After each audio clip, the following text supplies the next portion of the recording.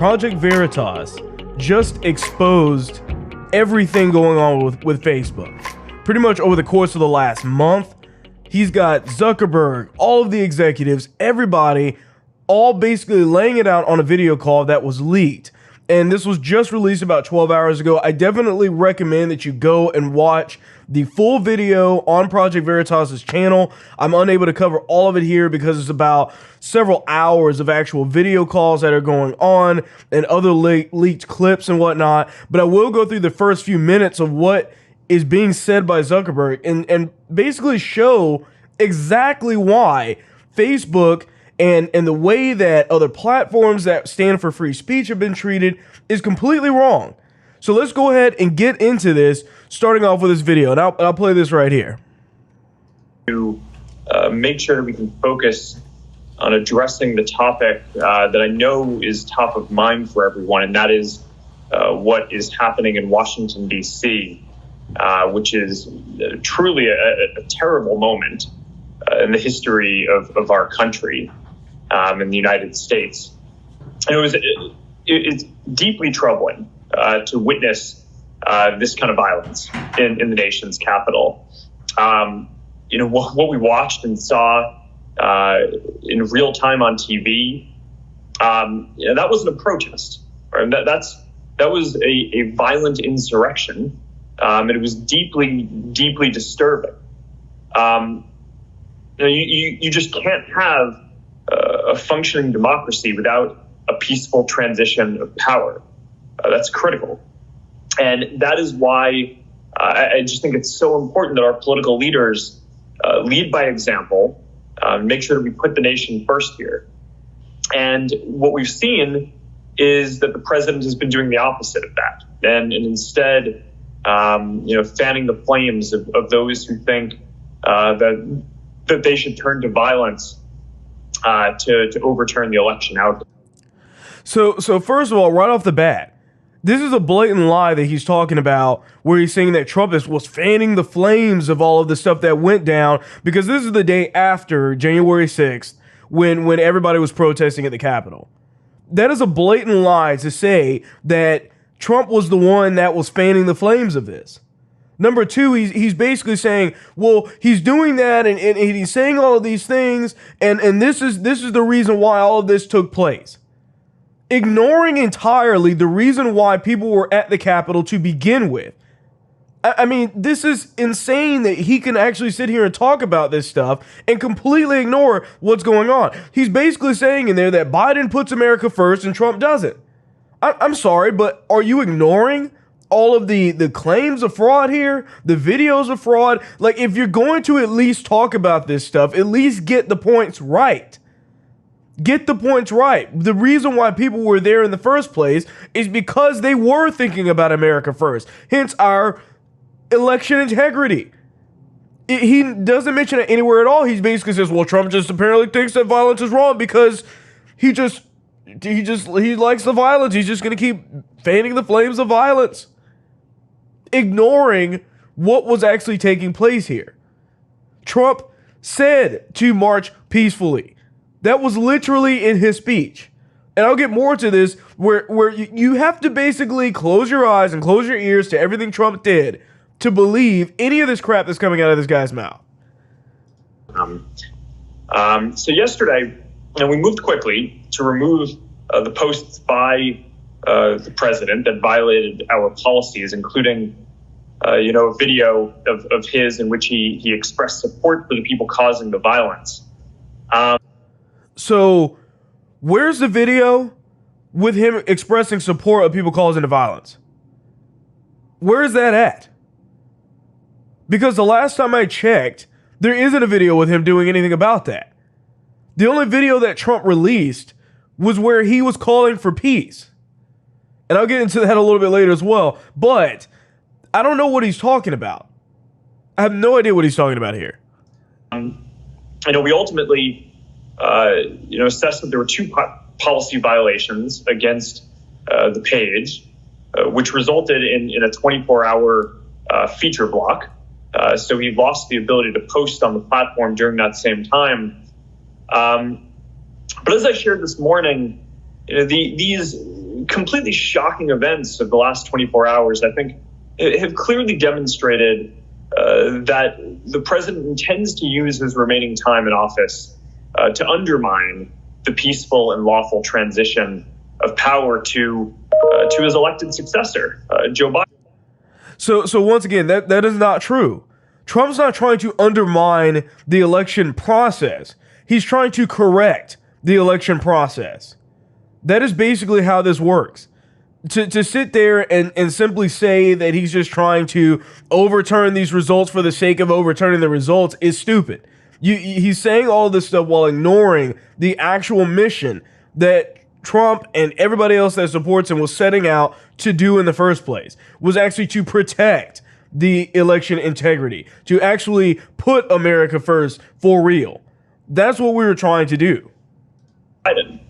And, his decision to use his platform to condone rather than condemn the actions of his supporters in the Capitol, I think has rightly bothered and disturbed people in the U.S. and all around the world. And not only did we remove these statements yesterday because we judged that their effect and perhaps their intent would be to provoke further violence. But so first of all, like he's saying, where is it that Trump has been condoning but not condemning? Because if I recall, literally, this video was on the 7th. Trump released a video the same day on the 6th calling for peace. And you know who removed that video? It was Facebook and it was Twitter. They removed that video with Trump calling for peace because they wanted to say exactly what Zuckerberg is saying right now, that he didn't condone it. Or that he didn't condemn what was happening is what I meant to say. That's why they did this. So that they could go in and basically lie to your face and tell you that Trump never said anything against what happened in the Capitol. Knowing that they're lying straight through their teeth and that they were the ones that saw that peace video and immediately took it down, immediately took down his page, so that there was no way that he could come back from the situation. There was no way that he could call for peace and that anyone would see it unless you were actually following what was going on. A blatant lie set up. They set him up for this entire event.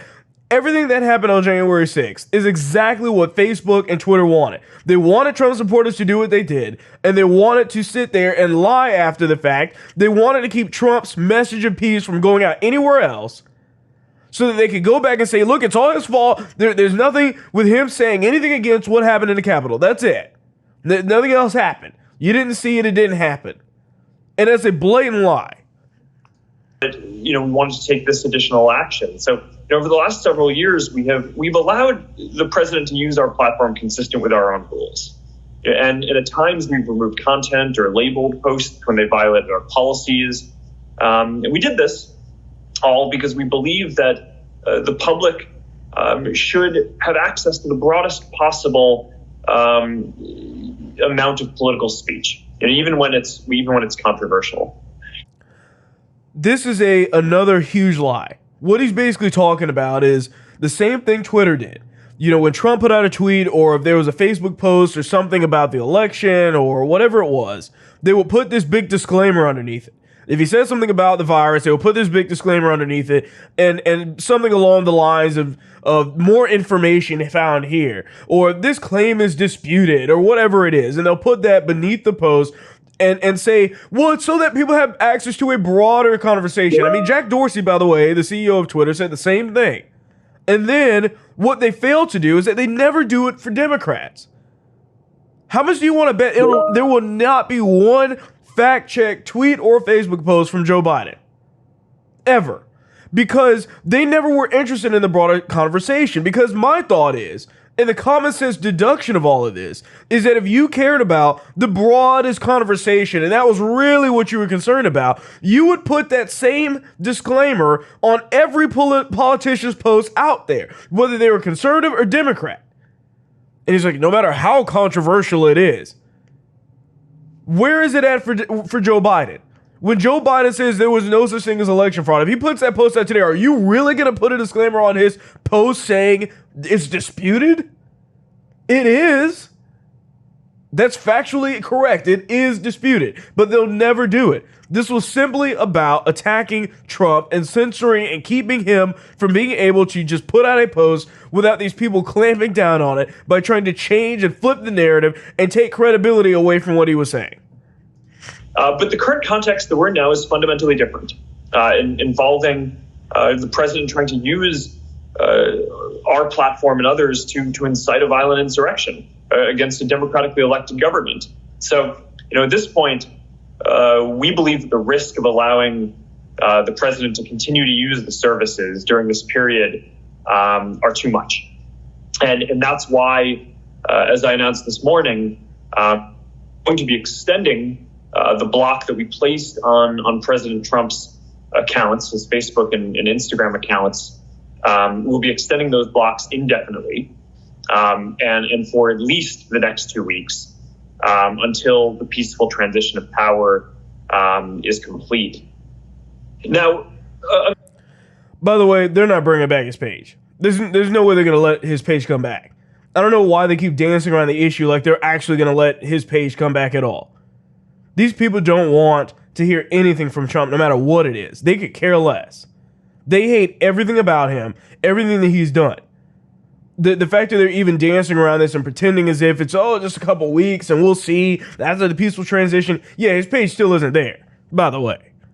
I'm going to turn it over to Guy and Monica in a moment to talk about our policies and actions in more detail. But before I do that, I want to reiterate that I know this is just a very difficult moment for a lot of us here, and especially our Black colleagues. It was troubling, I think, to see how people in this mob were treated compared to the stark contrast that we saw during protests earlier this year. Already, this is an entire kind of a left-wing thing going on. And this happened pretty much right after January 6th. Is that everybody was saying, the Trump supporters were treated so much nicer than the people with BLM. Yeah, right. Okay.